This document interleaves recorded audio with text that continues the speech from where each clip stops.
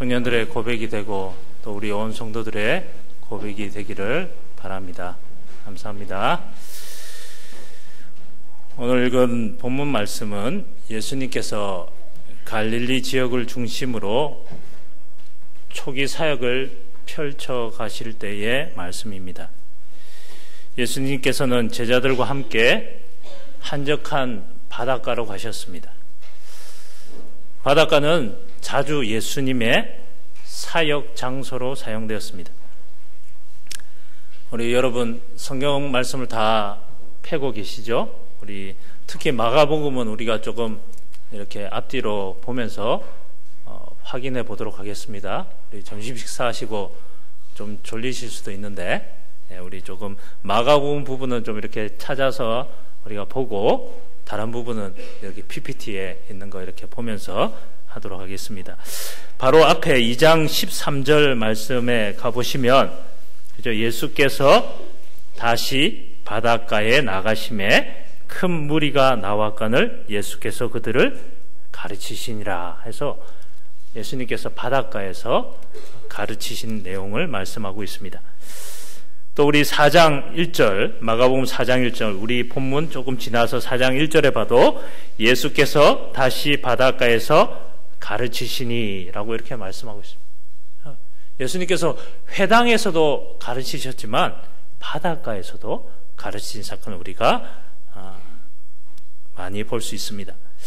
바닷가는 회당과는 달리 좀 더 중립적인 장소로서 훨씬 더 자유로운 복음 선포가 가능했을 것입니다.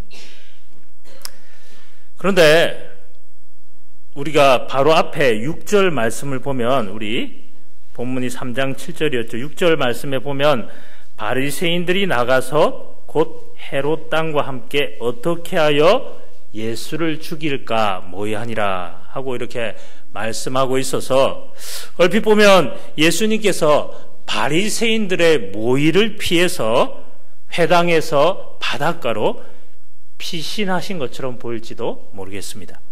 하지만 바리새인들의 모의가 당장 예수님의 신변을 위협하는 조치는 아니었을 것입니다. 아직 예수님의 초기 사역이거든요. 따라서 예수님께서 바닷가로 물러가신 것은 보다 폭넓은 대상에게 복음을 선포하기 위한 적극적인 목적 때문이 아니었나 생각되는 것입니다. 이렇게 예수님께서 바닷가로 물러가시자 많은 무리가 갈릴리뿐 아니라 여러 주변 지역들에서 예수님께로 몰려들었습니다. 우리 7절, 8절 말씀 다시 한번 읽도록 하겠습니다. 함께 보겠습니다. 마가복음 3장 7절 8절입니다. 시작. 예수께서 제자들과 함께 바다로 물러가시니 갈릴리에서 큰 무리가 따르며 유대와 예루살렘과 이두메와 요단강 건너편과 또 두로와 시돈 근처에서 많은 무리가 그가 하신 큰 일을 듣고 나아오는지라. 아멘. 바로 앞절 6절과 우리가 비교해서 보면 바리새인들은 헤롯 당원들과 함께 예수님을 떠나간 데 반해서 지금 무리들은 예수님께로 나아오고 있는 모습이 매우 대조적으로 나타나고 있습니다.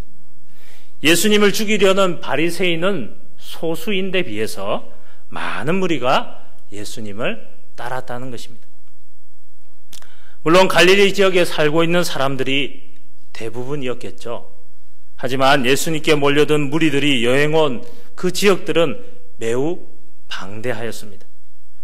정말 넓고 넓은 지역으로부터 사람들이 몰려왔습니다. 유대와 예루살렘 사람들이 예수님께 관심을 가진 것은 세례 요한의 선포에 비추어 볼 때 어느 정도 기대되는 부분입니다. 하지만 헤롯 가문의 출신 지역인 유대 남쪽 이두메라든지 아마도 유대 동쪽 베레아 지역을 지칭하는 것으로 보이는 요단강 건너편이라든지 또 갈릴리 북서쪽 베니게 지역인 두로와 시돈 근처는 유대인들이 섞여 살던 이방인 거주 지역들이었습니다.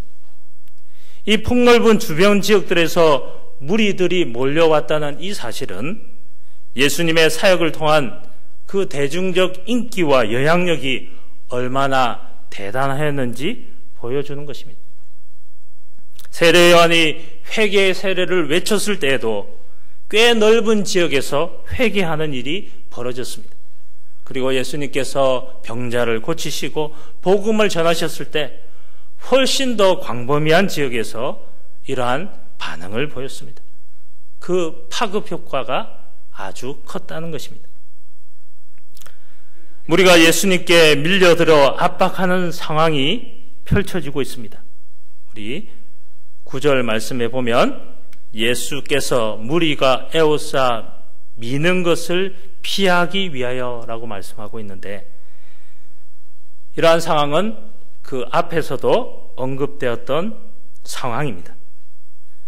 바로 앞에 마가복음 1장 45절의 말씀에 보면, 그러나 그 사람이 나가서 이 일을 많이 전파하여 널리 퍼지게 하니, 그러므로 예수께서 다시는 드러나게 동네에 들어가지 못하시고 오직 바깥 한적한 곳에 계셨으나 사방에서 사람들이 그에게로 나오더라 말씀하고 있습니다. 나병 환자를 고치신 사건, 그 상황을 말씀하고 있습니다. 바로 이어서 2장 2절에도 보면 많은 사람이 모여서 문 앞까지도 들어설 자리가 없게 되었다 말씀합니다. 하지만 오늘 읽은 이 본문에서는 사람들이 밀칠 정도가 너무 심해서 예수님은 밀려드는 사람들로부터 어느 정도 거리를 확보하기 위해서 제자들에게 배를 준비하도록 명령하십니다. 9절 말씀에 이어서 보면 예수께서 무리가 에워싸 미는 것을 피하기 위하여 작은 배를 대기하도록 제자들에게 명하셨으니 라고 말씀하고 있습니다. 이와 유사한 상황은 4장 1절 말씀에도 언급되고 있는데요. 4장 1절 말씀에 보면 예수께서 다시 바닷가에서 가르치시니 큰 무리가 모여들거늘 예수께서 바다에 떠있는 배에 올라 앉으시고 온 무리는 바닷가 육지에 있더라 라고 말씀하고 있습니다. 그곳에서 배는 지금 제가 설교하고 있는 설교단 이런 기능을 하였다는 것입니다. 그러니 지금 우리가 읽은 마가복음 3장에서도 예수님은 배에서 무리를 가르치셨을 것으로 보이는 것입니다. 그런데 무리가 예수님께 몰려든 이유는 예수님께서 행하신 기적 때문이었습니다. 10절 말씀 우리가 같이 한번 볼까요? 10절 말씀 같이 보겠습니다. 시작. 이는 많은 사람을 고치셨으므로 병으로 고생하는 자들이 예수를 만지고자 하여 몰려왔음이더라. 몰려든 사람들은 치유를 기대하며 예수님을 만지려 하였습니다. 그들이 예수님을 만짐으로써 실제로 치유되었는지에 대해서는 오늘 본문에서는 언급되어 있지 않습니다. 하지만 우리가 잘 아는 12해를 혈루증으로 앓아온 여자가 치유받은 것이나 시장에서 예수님의 옷가에 손을 댄 자들의 치유가 실제로 그러한 치유가 일어났음을 우리로 짐작해야 합니다. 우리 한번 마가복음 6장 56절 말씀에 있는데요. 우리 같이 한번 읽어보도록 하겠습니다. 6장 56절 마가복음 6장 56절입니다. 같이 보겠습니다. 시작. 아무데나 예수께서 들어가시는 지방이나 도시나 마을에서 병자를 시장에 두고 예수께 그의 옷가에라도 손을 대게 하시기를 간구하니 손을 대는 자는 다 성함을 얻으니라. 그리고 이 마가복음 말씀을 같이 기록하고 있는 누가복음 6장 19절 말씀에도 이렇게 분명히 기록해 주고 있습니다. 우리 PPT로 보고 같이 읽도록 하겠습니다. 누가복음 6장 19절 말씀 같이 보겠습니다. 시작. 온 무리가 예수를 만지려고 힘쓰니 이는 능력이 예수께로부터 나와서 모든 사람을 낫게 함이로라. 아멘. 예수님께 몰려든 그런 자들 가운데는 더러운 귀신 들린 자도 포함되어 있었습니다. 그런데 그들은 예수님의 신분이 하나님의 아들이심을 알고 있었습니다. 더러운 귀신들은 예수님을 만나면 그분의 권위에 굴복할 수밖에 없었습니다. 그래서 예수님 앞에 엎드려서 오늘 우리가 본문에 나오는 대로 11절에 나오는 대로 당신은 하나님의 아들이니다 라고 고백합니다. 이 앞에서도 더러운 귀신은 예수님을 하나님의 거룩한 자라고 고백했었습니다. 마가복음 1장 24절에 보면 나사렛 예수여 우리가 당신과 무슨 상관이 있나이까? 우리를 멸하러 왔나이까? 나는 당신이 누구인 줄 아노니 하나님의 거룩한 자니이다 라고 고백했었습니다. 하지만 이제 그들은 예수님을 하나님의 아들이라는 좀 더 명확한 기독론적 호칭으로 부르고 있습니다. 예수님의 이러한 신분은 이미 성부 하나님에 의해서 선언되었었습니다. 마가복음 1장 11절 말씀에 보면 주님께서 세례를 받으실 때의 말씀이죠. 하늘로부터 소리가 나기를 너는 내 사랑하는 아들이라 내가 너를 기뻐하노라 하시니라 라고 말씀하고 있습니다. 병고침을 받은 많은 사람들은 예수님이 누구신지 몰랐습니다. 회당에서 가르침을 받은 많은 사람들도 예수님이 누구신지 몰랐습니다. 그런데 더러운 귀신들은 영적 존재들로서 아직 제자들도 깨닫지 못한 이 놀라운 영적 지식을 이미 소유하고 있는 것입니다. 하지만 예수님은 그 놀라운 지식을 외치는 더러운 귀신들을 엄중히 꾸짖으십니다. 이것은 마가복음 1장 25절 말씀에도 나오고 있는데요. 거기에 보면 예수께서 꾸짖어 이르시되 잠잠하고 그 사람에게서 나오라 하시니라고 했습니다.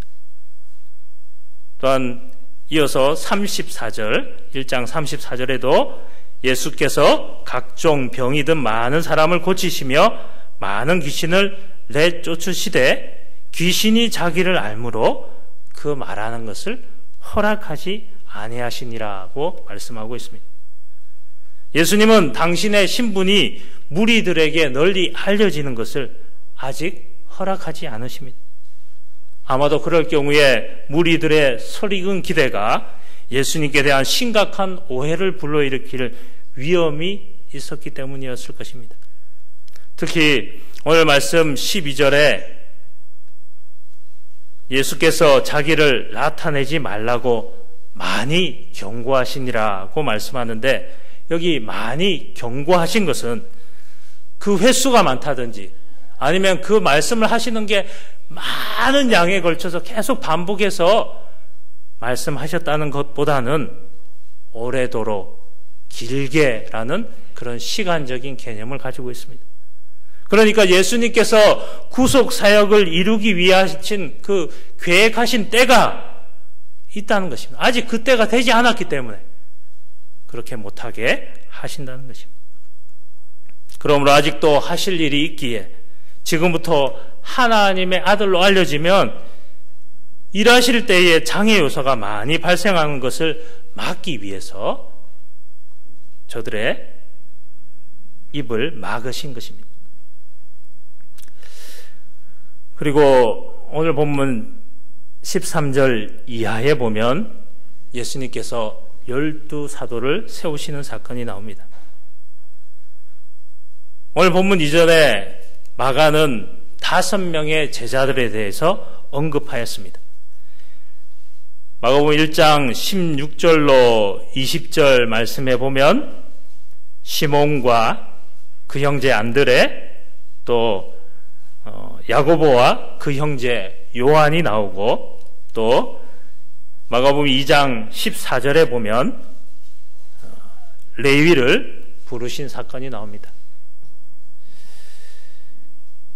제자들이라는 표현을 이 많은 무리와 구분하여서 여러 번에 걸쳐서 사용해 왔습니다. 우리 본문 이전에 3장 본문 이전에 2장에서도 표현하고 있지만 우리가 읽은 마가복음 3장 7절에 봐도 예수께서 제자들과 함께 바다로 물러가시니 갈릴리에서 큰 무리가 따르며 라고 해서 제자들과 무리를 구분해 주고 있고요. 그 다음에 우리가 읽은 9절 말씀에서도 예수께서 무리가 에워싸 미는 것을 피하기 위하여 작은 배를 대기하도록 제자들에게 명하셨으니 해서 이 무리들과 예수님을 따르는 많은 무리들과 제자들을 구분해 주고 있습니다. 이제 마가는 이 제자들 가운데서 예수님 자신께서 원하시는 12명을 특별히 구분하여 세우셨음을 언급해 주고 있습니다. 그리고 그 이후로 제자들이라는 표현을 사용할 때는 대개 이 12제자들을 의미하는 것으로 사용하고 있습니다. 물론 마가는 이들 위에도 무리와는 구별되게 예수님을 따르고 그분 곁에서 자신들이 가진 것으로 그분을 섬기던 제자들, 좀 더 넓은 의미의 제자들도 있었음을 우리에게 보여주고 있습니다.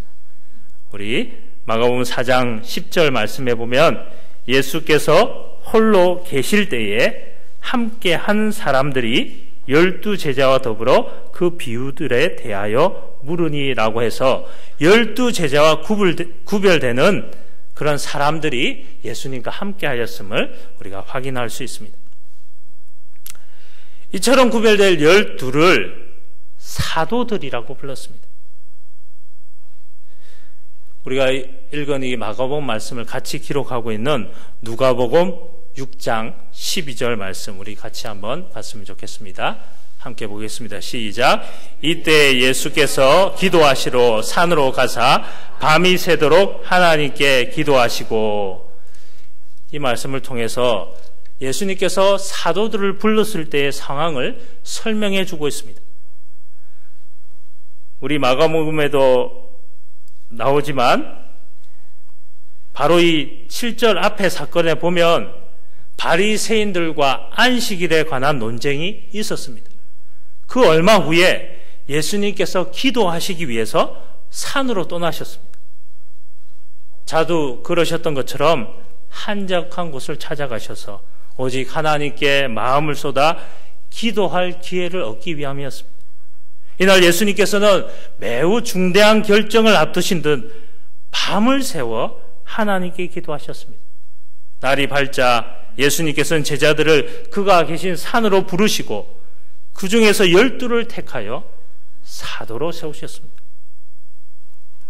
이 사도 직분의 중요성과 고귀함에 대해서는 우리 바울 서신에 잘 나타나고 있는데요. 우리 고린도전서 12장 28절 말씀 우리 함께 보겠습니다.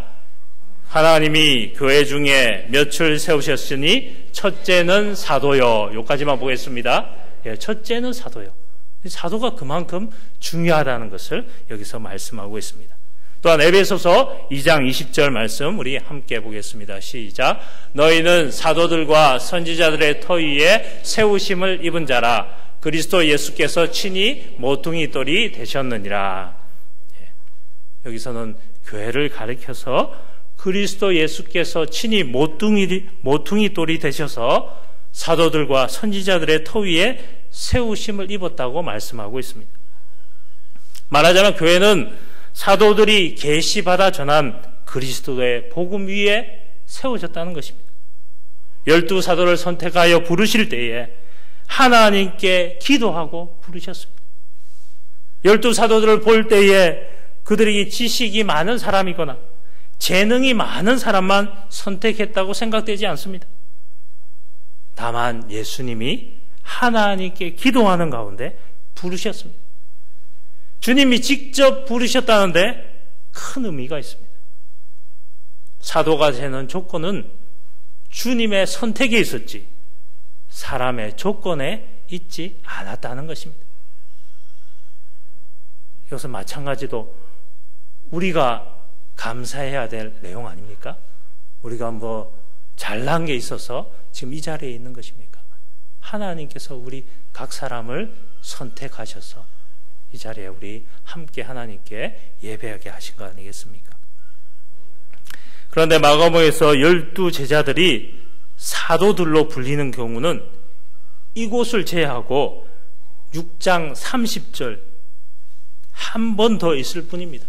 그러니까 이 사도라는 표현이 마가복음은 아주 아무렇게나 쓴 표현이 아니라는 것입니다. 다른 곳에서는 단순히 12이라고 하든지 그냥 제자들이라고 불려지고 있습니다. 이렇게 예수님께서 12를 특별히 구별하신 목적은 우리가 본문 14절에 나오듯이 우선적으로는 당신과 함께 있게 하기 위함이었습니다.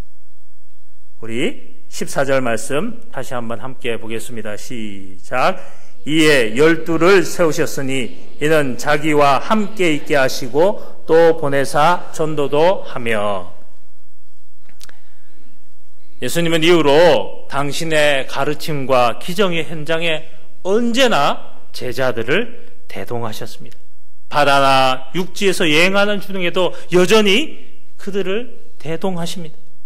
제자들 이처럼 예수님의 사역 기간 내내 그분과 함께 지내면서 그분의 가르침을 배웠고 그분의 기적을 목격했고 그것에 대해서 반응하고 그분의 진정한 제자가 되는 것이 무엇을 의미하는지를 조금씩 깨달아가게 되었습니다. 그 결과 그들은 하나님의 참된 백성으로 세워져 가게 된 것입니다. 바로 이런 점에서 그들의 숫자가 12이라는 점이 의미심장한 것입니다. 이 숫자는 이스라엘 12지파와 연관된 숫자로서 새로운 이스라엘을 수립하고자 하시는 예수님의 목표를 상징적으로 보여주는 것입니다. 우리 두 구절 같이 한번 봤으면 좋겠는데요. 마태복음 19장 28절 말씀 우리 함께 보겠습니다. 시작. 예수께서 이르시되 내가 진실로 너희에게 이르노니 세상이 새롭게 되어 인자가 자기 영광의 보좌에 앉을 때에 나를 따르는 너희도 12 보좌에 앉아 이스라엘 12지파를 심판하리라. 우리 누가복음 22장 30절 말씀도 같이 보겠습니다. 시작. 너희로 내 나라에 있어 내 상에서 먹고 마시며 또는 보좌에 앉아 이스라엘 12지파를 다스리게 하려 하노라. 예수님은 그들이 하나님의 진정한 백성인 새로운 이스라엘, 곧 교회를 대표해서 교회의 지도자 역할을 하게 되기를 기대하셨던 것입니다. 사도를 선택하시는 일이 이처럼 중요하고 깊은 뜻을 가진 것이었다면 참으로 밤새와 하나님께 기도하실 만하였다는 것을 알 수 있는 것입니다. 또한 예수님께서 12를 구별하신 또 한 가지 목적은 전도의 임무와 관련되어 있습니다. 우리가 아까 읽었던 14절 말씀 하반절에 보면 또 보내사 전도도 하며 라고 말씀하고 있습니다. 그들의 이러한 임무는 예수님 자신의 전도의 임무와 매우 유사한 것입니다. 예수님께서 하나님 나라의 복음을 선포하시고 귀신을 쫓아내셨던 것과 마찬가지로 그들을 특별히 구별하신 목적도 복음을 선포하고 귀신을 쫓는 능력을 행하게 하는 것이었습니다. 예수님께서 12를 구별하신 이러한 목적은 얼마 후에 그들에 의해서 성공적으로 수행되었습니다. 여러분들 둘씩 이렇게 보내지 않습니까? 하지만 제자들은 어쩔 때는 귀신을 쫓아내는데 실패하기도 하였습니다. 이것은 제자들에게 부여된 권세가 언제 어디서나 자동적으로 드러나는 것이 아니라는 것입니다. 철저히 예수님의 권위에 의존적이라는 사실을 보여주고 있습니다. 결국 사도는 주님이 직접 부르시고 교육하시고 훈련하시고 목적에 있어서 직접 세상에 보내셨다는 의미인 것입니다. 사도라는 말은 헬라어로 아포스톨로스입니다. 영어로는 어파스를 이렇게 하죠. 그 의미는 보냄을 받은 자라는 의미입니다. 그런 의미에서 우리도 보냄을 받은 자 아닙니까? 그래서 여기 목적대로 예수님께서 사도를 부르실 때 그 첫째 목적이 뭐였습니까? 14절에 보는 대로 자기와 함께 있게 하시려고 불렀대요. 그럼 우리는 지금 예수님과 어떻게 함께 할 수 있죠? 예수님은 부활하셔서 지금 하늘 우편에 계시니까 우리가 몸으로는 도저히 예수님과 함께 할 수 없습니다. 그죠? 예수님의 몸, 예수님께서 여기 계시지, 부활하신 몸으로 여기 오시지 않는 이상 우리가 함께 할 수 없죠. 하지만 영적으로는 우리가 함께 할 수 있는 것입니다. 우리가 어떠한 곳에 주님께서 함께 하신다 했는지 우리 마태복음 18장 20절, 우리가 너무나 잘 아는 말씀인데요. 같이 보겠습니다. 시작. 두세 사람이 내 이름으로 모인 곳에는 나도 그들 중에 있느니라. 예. 지금 우리가 주님의 이름으로 이곳에 모여 있는 거 아닙니까? 그리고 더 특별한 것은 하나님께서 구별하신 주일에 이렇게 우리가 이곳에 모여 있습니다. 이때 주님께서 우리와 영적으로 함께 하시는 것입니다. 특히 우리가 시간적으로는 우리가 너무나 잘 아는 마태복음 28장 20절 말씀 우리 함께 보겠습니다. 시작. 내가 너희에게 분부한 모든 것을 가르쳐 지키게 하라. 볼지어다 내가 세상 끝날까지 너희와 항상 함께 있으리라 하시니라. 예. 아까는 어떠한 곳에 주님께서 함께 하신다고 한 말씀이라면 지금 말씀은 언제 우리와 함께 하시냐 할 때 세상 끝날까지 항상 우리와 함께 하신다고 했습니다. 두세 사람이 모여있는 그곳에. 특히 우리가 주일날 이렇게 함께 모여서 하나님께 예배하는 게 얼마나 귀한 일인지 모릅니다. 이때 또 하나님께서 특별히 선포되는 말씀을 통해서 우리가 기도할 때, 찬양할 때 하나님께서 우리의 심령을 새롭게 하시고 새 힘을 허락하시는 것입니다. 그리고 우리가 잘 아는 말씀이죠. 요한복음 20장 31절 말씀 우리 함께 보겠습니다. 시작. 오직 이것을 기록함은 너희로 예수께서 하나님의 아들 그리스도이심을 믿게 하려 함이요 또 너희로 믿고 그 이름을 힘입어 생명을 얻게 하려 함이니라. 아멘. 참 우리가 이렇게 함께 있게 하시는 그것도 주님의 말씀으로고 우리가 두 번째, 그죠? 저들을 보내사 전도하게 하셨다는데 전도를 함에 있어서도 이 하나님의 말씀이 없으면 우리가 어떻게 저들에게 전도하겠습니까? 또 아니면은 내가 초신자라서 그에게 전할 복음이 제대로 갖춰지지 않을 때는 그죠? 그들을 교회로 인도할, 옛날에 많이 인도한다고 그랬죠. 인도해서 선포되는 목사님의 말씀을 통해서 또 여러 가지 예배 시간에 함께 하시는 그러한 은혜를 통해서 저들이 하나님께로 나오게 하나님께서 그 심령을 변화시키시는 것입니다. 특히 우리가 너무나 잘 아는 로마서 10장 17절 말씀 우리 같이 보겠습니다. 시작. 그러므로 믿음은 들음에서 나며 들음은 그리스도의 말씀으로 말미암았느니라. 예.